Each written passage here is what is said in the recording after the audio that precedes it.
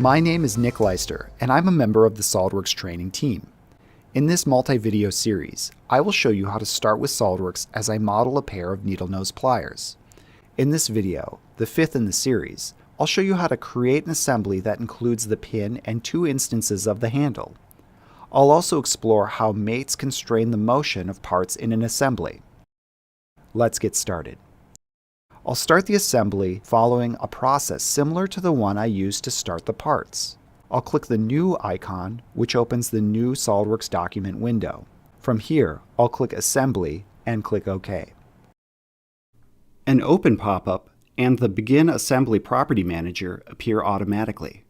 I'll close the Open window for now and scroll down within the Begin Assembly Property Manager. Under Fix Float Component on Insert, the option Only Fix First Component is selected by default. I'll discuss the significance of this option after adding parts to this assembly. I'll scroll up and click Browse, which opens the open window. Here, I see files on my local drive that I've saved to the platform, which brings up an important point of understanding about using the 3D Experience platform with SOLIDWORKS. All designs, first saved to the 3D Experience platform, also save to a designated local drive automatically. However, if I first save to a local drive in a folder that I choose, and then save the design to the platform, the design will not save here. After saving a design to the platform, it's not necessary to maintain a local copy. When you open the design from the platform, the software will download a new local copy here. Either way, it's always best practice to open your designs from the platform, which I will do using Open from 3D Experience. Now, I'll browse to my bookmarks. Under the Hand Tools, Pliers bookmark, I'll select Pin and click Open. I'll hover my cursor over the view area, which shows a preview. Clicking the keyboard's Enter key places the part. The assembly environment looks similar to the part environment, with a few exceptions. First, the Feature Manager design tree contains the parts within the assembly and a mates node at the bottom. Second, the Command Manager includes tabs geared explicitly for working with assemblies. However, the assembly environment user interface operates identically to the parts environment in most regards. For example, I'll change the units to inch pound second using the menu at the bottom. I'll also change the scene to a plain white background. Now, I'll add the handle components to this assembly. To do this, I'll click Insert Components from the Assembly tab of the Command Manager. I'll click Open from 3D Experience. Again, I'll click Bookmarks. Under Hand Tools, Pliers, I'll select Handle and click Open. The part moves with my cursor. I will use the middle mouse button to zoom out enough so that I can get some perspective. Earlier, I used the keyboard's Enter key to place the pin. However, I'll place the handle by clicking within the view area. Now, I'll click the F key to fit the model to the view area. I will add a second handle component to the assembly, and because I already have one, I'll hold the keyboard's Control key, hover the cursor over the handle's component, then click, hold, and drag to create a second instance of the handle. Finally, I'll release the cursor button and the Control key. The handle parts move when I click and drag. However, the pin stays in place when I try to move it. The pin does not move because it's fixed in place, as noted by the letter F in front of the part's name. On the other hand, the handle parts float and are unconstrained by mates, which is why they have a negative symbol in front of their part names. I'll change the pin state from fixed to float by right-clicking the pin from the Feature Manager design tree and then clicking Float. The pin now shows a negative symbol before its name, and I can click and drag it to move it around. Fixing a part is one way to constrain its movement in an assembly. Mates also constrain movement, but with greater precision. I'll constrain the pin's movement in this assembly by mating its origin to the assembly's origin.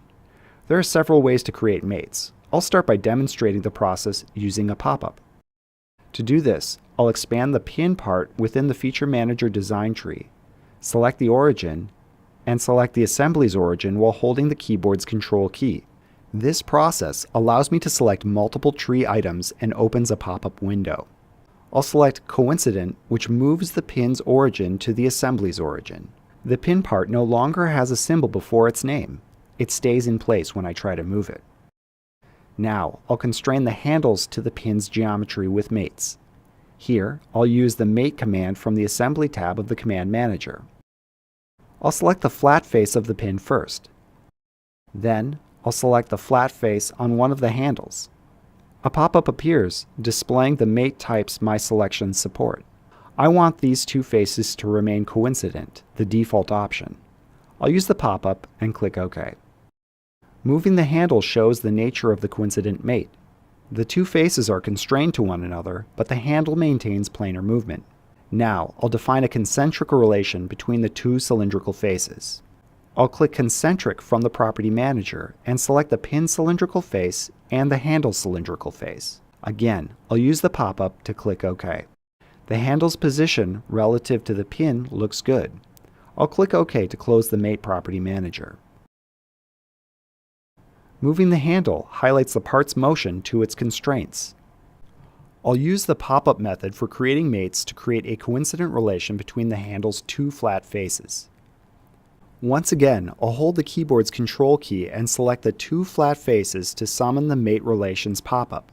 Here, I'll select Coincident and the second handle moves to fit the relation, but I want the two selections to face one another in this case.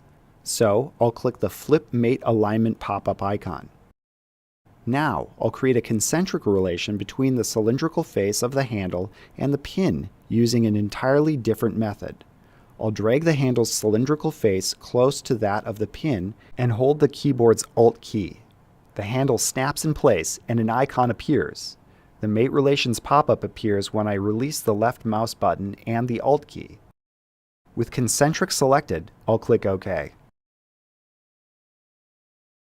I'll test the movement, which behaves as I expected.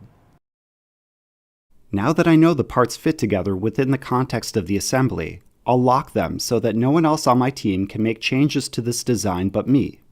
To do this, I'll expand the Feature Manager Lifecycle tab and click the padlock icon to toggle the lock status for both parts. I'll save this assembly to the platform by expanding the File menu drop-down and clicking Save to 3D Experience. The Save to 3D Experience pop-up window appears. I'll enter Needle Nose under SW Title. With Nicholas Workspace selected as my collaborative space, I'll browse to the Pliers bookmark using Select from Recent. Now I'll click Save. The Task pane's 3D Experience tab shows that this assembly is unlocked. I'll select it and use the Collaboration tab at the bottom to toggle its lock status.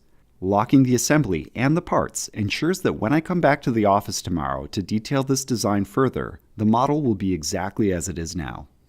Finally, I'll close the assembly. Thank you for watching this video.